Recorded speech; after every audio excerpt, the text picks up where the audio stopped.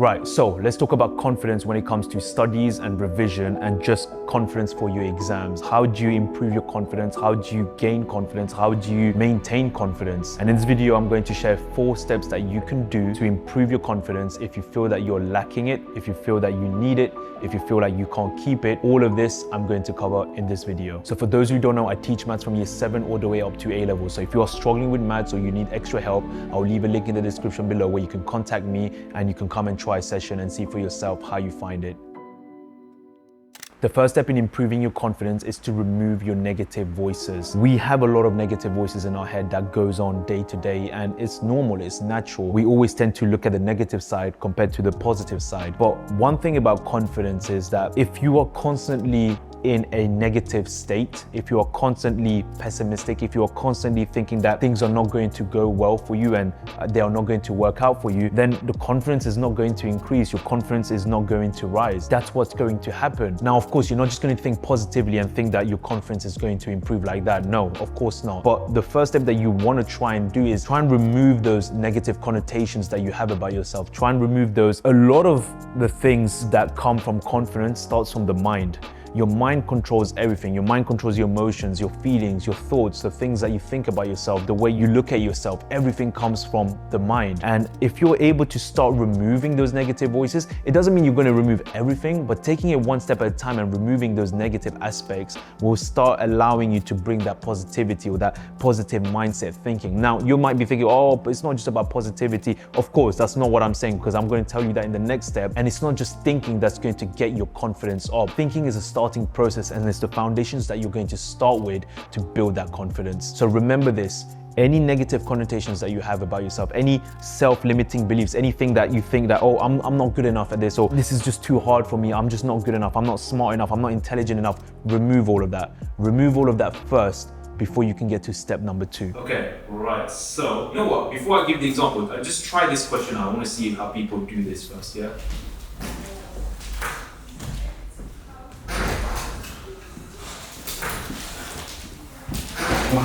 Okay, anyone got the answer first one or? No? No one got it? 0. Maths error. So there's 2 things you need to do with these kind of questions, yeah? The first one is, actually, what is the 2 things we need to do? Anyone know? Make X, Y. Yeah. Make X, Y. Okay, fine. What are you doing by doing that? What are you trying to find? Yeah, we need to simplify this. What's my lowest common multiple? Damn. At once, dead today again. Everyone got it? Okay, so have a go with these questions. Just couple, get used to it. Functions with 100% calm, yeah? That's why I emphasize a bit more on it as well, because a lot of it. So are you going to give us a book? No. Do you have a phone? Yeah. Do you have a laptop? Yeah. Do you have an iPad? My sister has one, but she's going Just take it. I was going to say make it, but I can you can borrow it. The second step is you need to start taking action. So what does action look like? Action is you doing questions. Action is you putting the work. Action is you having a timetable and sticking to that timetable. There is no way you are going to improve your confidence without doing anything by just thinking it in the head. Do you know why? Because you are not building the evidence stack for you to be able to say, oh, hold up, I am confident, I should be confident, because the evidence says otherwise. The evidence says that I've been doing the work. The evidence says that I have been putting the time and effort and doing the questions. So I should feel confident. That's the evidence. That's very important. A lot of people, a lot of students, they struggle with confidence because they haven't done the work. They haven't put the work, they haven't done the questions, they haven't sat down and given it the time and effort and consistency for them to be able to see the results of it. I believe when I teach the students here, they come at the beginning of the class, or when they start class, they come and they don't have that much confidence, right? They don't have that much confidence because, you know, it's a building process. But one thing I do with them to build that confidence is I first obviously make sure that they understand what I teach. So I explain it in a way that they understand. That's very important. Once that's done, I start giving them questions. I start building it up and start getting harder and harder and harder. But at each time they do the question and they're getting it right, there's a confidence that is instilled inside them, because they think, now, hang on, I thought I couldn't do this question, but now I can. I've done it, I've proven it. and they feel confident, they feel more confident because they've taken action. So it's very important to understand that just thinking it is not enough. You have to do, you have to take action. And most people don't take action. Most people don't want to sit down and do the work. There is no other way of you gaining confidence. You have to practice. It's the same thing as when you are learning a sport, learning an instrument, learning a new skill. Your confidence comes from you trying it again and again and again. And as you do it more and more and more, you start to see that things are clicking, things are working, you're understanding things. And it's that clicking and understanding that actually brings true inner confidence. Taking action is very important. And if you're not taking action, if you're not putting the work, you have to ask yourself the question, why? Why am I not doing it? What's the reason? Am I lazy? Do I not want to do this? Can I not be bothered? Which is fine, that's not a problem. But then you can't complain and moan that you don't have confidence because you're not doing the work anyway. So of course you're not gonna have the confidence. If you're not gonna do the work, that's not a problem, but you can't complain. And if you're gonna complain, do something about it. And doing something about it, you're going to see that confidence will start rising. And as you build confidence, this is another thing that I've seen with the students, you build momentum, and momentum is everything. Once you have momentum, you just keep going up and up and up. And that's why it's so important that when you get down, you get yourself back up just as quick. Because if you get down and you don't do anything about it, you are going to be stuck in a rut. And when you are stuck in a rut, it's very difficult to get that momentum up again. It takes a lot of willpower, it takes a lot of energy. It's not impossible, but it's just more difficult. So when you see yourself going on a momentum and your confidence is rising, stay on it. Don't sabotage it. And if, for example, life comes in your way and there was nothing you can have done and it was out of your control, that's not your fault, that's fine. But then you just gotta get back up just as quick and start doing it again. So remember, the second step to improving your confidence is make sure you take action. Do the work, do the questions, sit down and put the time and effort, and you're going to see your confidence will start rising. You'll see the class is going to go very quick. It's not going to be It's just No, year 11s as well. year 10s. We are year 11. Oh, sorry, year 11. Yeah, the other way, year 10s with. Are you drinking your coffee now? Like what? After you swallowed it. In France, we have something called wine tasting. So when they taste wine, have you seen how they taste wine? So actually, I think it was like three sandwiches. 3? Yeah. Like normal size sandwiches or small fingers. No, they're large, normal, but they're small. Then you get the small like finger size sandwiches. The one that Surya was saying that you use your fingers to eat with. No. How else are you gonna eat a sandwich? There was chicken, salad, chopped plum tomatoes. I eat very fast. What's gone for about 10 minutes? No, it's 6 triangles. It's not triangles, it was rectangle. You had that now? Yeah, that's one thing. 6? Yeah. He made, But doesn't your tummy hurt? Like, when I say I eat fast, so Don't you get indigestion? yeah. they get constipated. Yeah, I'm not a good person to eat with. Trust me. You won't enjoy it. So when you go on dates, right? Why does it have to be dates? Who else would you go out for a meal with just one-on-one? People, we talk. And then there's some other ones, one-to-ones, and Like what? genuine conversations and interactions. Have you ever talked bad about one of us to your friends? They asked, Ask what? Oh, do your friends watch the videos? they do. What do they say? My friends, they're very, which I like. They're not the type of person that will be like, oh my gosh, this is great. Like they'll say it's great, but then they've got so much going on in their lives, so they're not going to be like, which I like, I prefer. Because I don't want friends that are like based on the videos. They're just like, okay, do this, do that, do this. They'll tell me some direction, but then they won't. I prefer that way. It's better that way. The third step in improving your confidence is to keep an evidence stack of the work that you've been doing. So the reason why I'm saying this is because you're going to come across times where you've done the work, but somehow you still have a lack of confidence. Somehow you still feel like there's anxiety and stress kicking in and you don't feel as confident, even though you put the work in. There's going to be many times that's going to happen. It's happened to me, it's happened to the students I teach. And one very powerful thing that I've done and implemented with the students, and I've done it for myself as well, is to build an evidence stack. Now, what an evidence stack is basically you're keeping a tally of the work that you've been doing. Now, this could be basically ticking off each day as you're working. So for example, if you set a timetable where you're saying, I'm gonna work 2 hours Monday to Friday every day, and you've been ticking it for the past 3 weeks, that's evidence. Which means that when you do feel down and when you do feel that lack of confidence, you can go back to your evidence stack and be like, hold up, I have a tick for every single day from Monday to Friday for the 3 weeks. I have been doing the work. That is evidence, that's facts.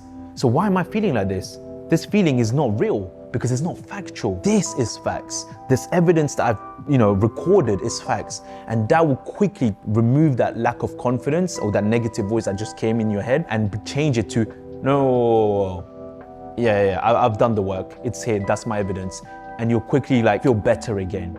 Having evidence is very powerful because it will allow you to remove those negative voices and those moods that you're going to find yourself in when it comes, because now you are able to use facts, not thinking, not words, but facts that you have done the work, that you have done the questions. What you can do if you are in a position where you want to track, you can basically look at it as, okay, if you have a timetable Monday to Friday or Monday to Sunday, every day that you do the work or you spend an hour or 2 hours, whatever your timetable is, put a tick and keep it like a calendar check where you tick it each day. And then visually, when you see that as well every day, you don't want to mess up the momentum. You don't want to mess up the tally. So you're gonna keep going because you want to keep those ticks going. And you have to be honest with yourself, right?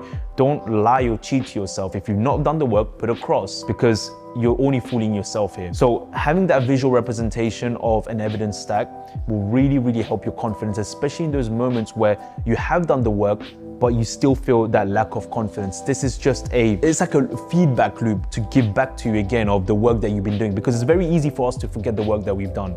I'll tell you this because, we're living in the moment, we're living in that present moment and those feelings. It is important in those times where we can go back to the past and look at the work that we've done and say, hold up, I have been doing the work, I have the facts here, I have the evidence here. So there's nothing for me to think bad about, there's nothing for me to be stressed about or anxiety about because I have done the work. Try and do that and let me know what you think. It's a very, very powerful. Stop. Which one? Number 1, what's the method? The whole method. Where were you when I was just explaining the whole thing? I was here, but I forgot to write it down, so I was listening to you.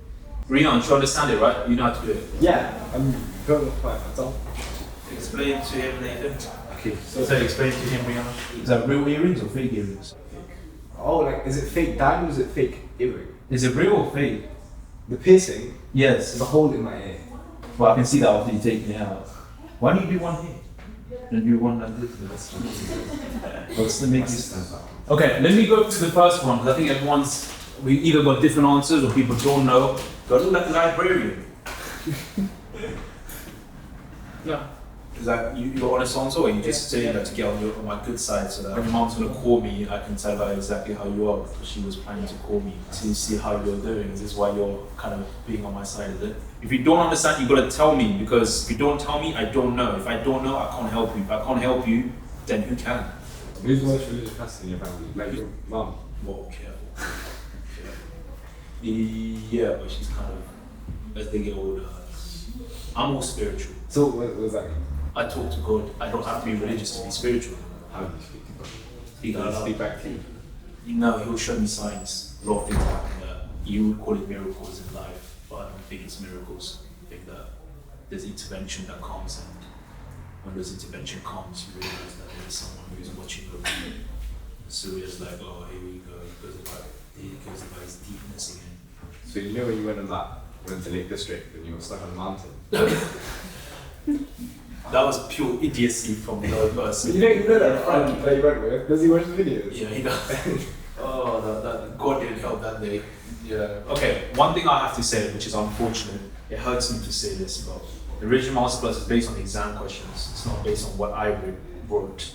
So if it was me that was writing, I would have made it a lot harder than the actual exam questions. So from that perspective, you have a bit of leeway. Why does that hurt you? It hurts me because it's like, I look at a question, I'm like, oh, I can make this so much harder, but I can't because I have to abide by what you guys would do. Well, So what's the point of making it harder if you don't have to do it? what's the point of making it harder if you don't have to do it? Yeah. Okay, would you rather do 2 plus 2 or 2 times 9 minus 8 plus 7 plus 6 divided by 3? What's the point of that question? Because if you do 2 plus 2 and then the exam question comes harder than 2 plus 2, how are you going to know how to do that question? Yeah, but you're saying it's only the exam question that they give, so it won't be harder, will it? Yeah, that's what I'm trying to explain to you. So for example, if I give you 2 plus 2, yeah, I know what 2 plus 2 is. But then you go in the exam and they give you 9 times 8 plus 2 divided by 3. 2 plus 2. Is it me or does anyone understand the point I'm No, making? wait, no. So you're saying, because it hurts you so much, you have to give us 2 plus 2. You're not going to give us the other one. No. Why would it hurt me to give you 2 plus 2? I would want to give it to you harder. That didn't sound. Okay, no. You know what I mean, right? The fourth step to improving your confidence is don't compare yourself to others. This is something that we all do and you're going to be doing even when you're in adulthood or even in your adult life. I've been a victim of that, unfortunately, where I also have been comparing myself to other people before, but comparing yourself with people is only going to bring you down, because you're always going to look at someone who's doing better than you, and you're going to look at yourself and be like, oh, I'm nowhere near where she is, I'm nowhere near where he is. That feeling will make you feel like you are not good enough. That feeling is going to make you feel like, what's the point of doing this? The only person you should be comparing yourself to is the person that you were last week, a month ago, a year ago, and see what the progression has been like. Because no one can live your life better than you. No one knows your life better than you.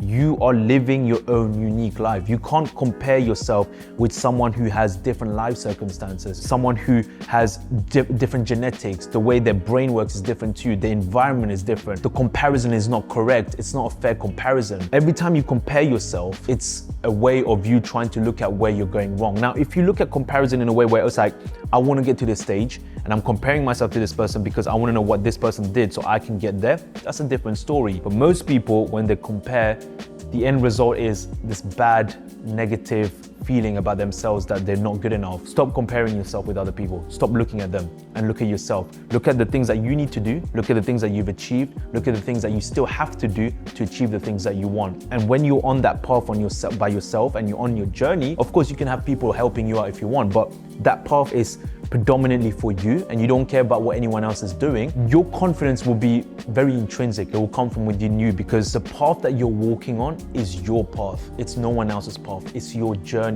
If it means that you might have to revise 2-3 hours more than the other person, okay, so what? It doesn't matter. Yes, you might look at someone else saying, oh, but that person revised 1 hour. That's not fair. Okay, and what can you do?